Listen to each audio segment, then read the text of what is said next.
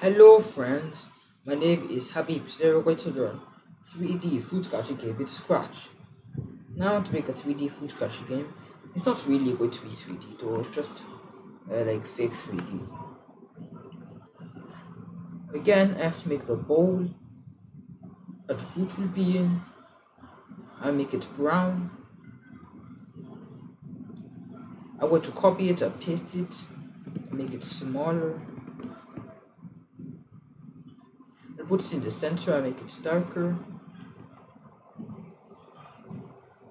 This is the bowl where the fruit is going to be put in. Run flag takes forever because I want this to run forever. If the W key is pressed, which is the move up key, it's going to move 10 steps. Nothing unusual, right? Move 4 steps, we're going to move 4 steps to the right. But then I want it so that if the A key is pressed, it's going to turn counterclockwise by 5 degrees. So if it turns, you'll not actually be able to see it here. Let me make a pointer so it'll be easier.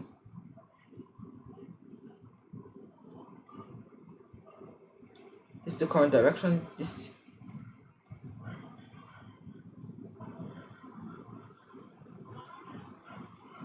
This pointer represents the current direction the farmer is facing. If we turn it, you'll see that it changes direction. Yeah, it turns anti-clockwise by 5 degrees. But if key D is pressed, then turn clockwise by 5 degrees. Now you can see where the key D is pressed, we turn clockwise, key A is pressed, turn anti-clockwise. This allows us to move around. Now we want apples to be falling from the sky again. So I make an apple.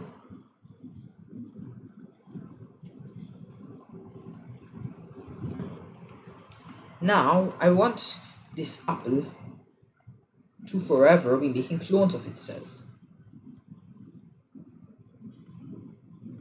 Pick random 0.1 to 1 second, make a clone of yourself.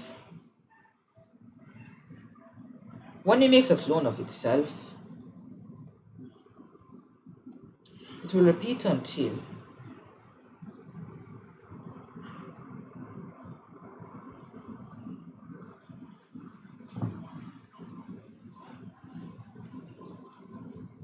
of course I'm going to hide this because I don't want this to show. Then I'm going to show this because I want the clones to show. Now it will repeat the code in here until it's touching the farmer person whose name is byte 1, or too lazy to give it proper names. So now the farmer person touches it. Oops. Outside of the code, when it touches the farmer person, it's going to stop this code inside here and delete the clone. Now you see that, yeah, you can kind of collect it. But we want it to look like it's falling from the sky, from the top, like a bird's eye view of it falling from the sky. So to do that, I'll make the apple smaller. I will set size to 200%, which is 2 times bigger than it normally is. And then I will change size. I will set the size to the current size.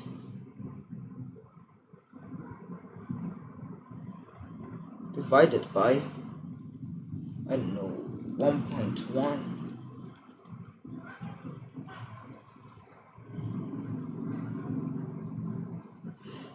This gives us a cool easy effect.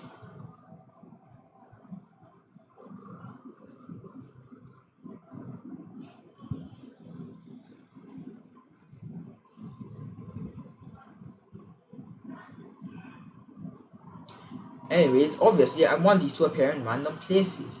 So go to random position. Now when it gets too small, it just kind of stays there. It makes the game extremely easy and trivial. So don't want this to happen. So what we want is that we want it is that if it's such sprite 1 and the size is less than, let's say for example,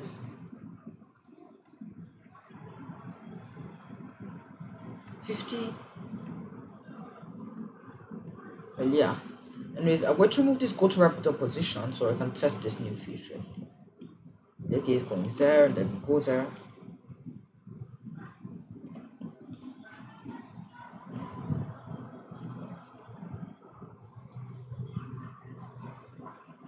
It works at least.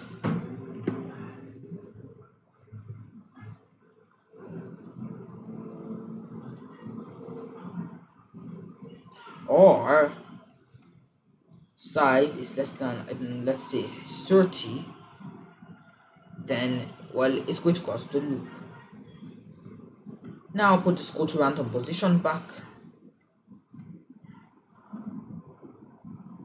Now I'm going to teleport to a random position every time. It's falling a little bit too fast, so I'll reduce this to 0 0.2, 0 0.1, 0 0.2. Obviously, I have to add a score variable. Set the score variable to 0, change score by 1, and if it is touching it,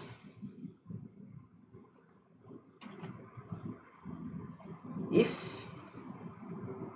I put this little score under, if it is touching sprite 1, change the score by 1, 4 disappears.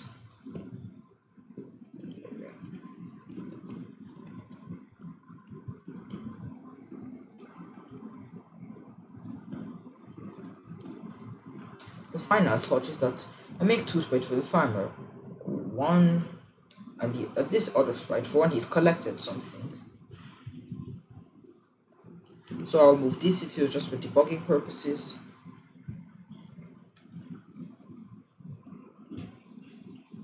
If then, now to check if the farmer's collected an apple, I'll just check if the score is greater than 1.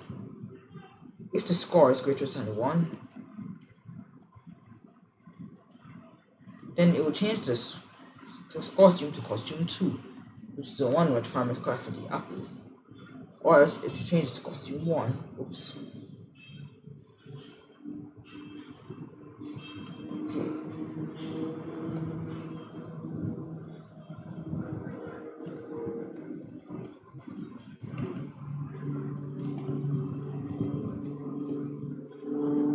So I'm going to come up with the game. Let's see.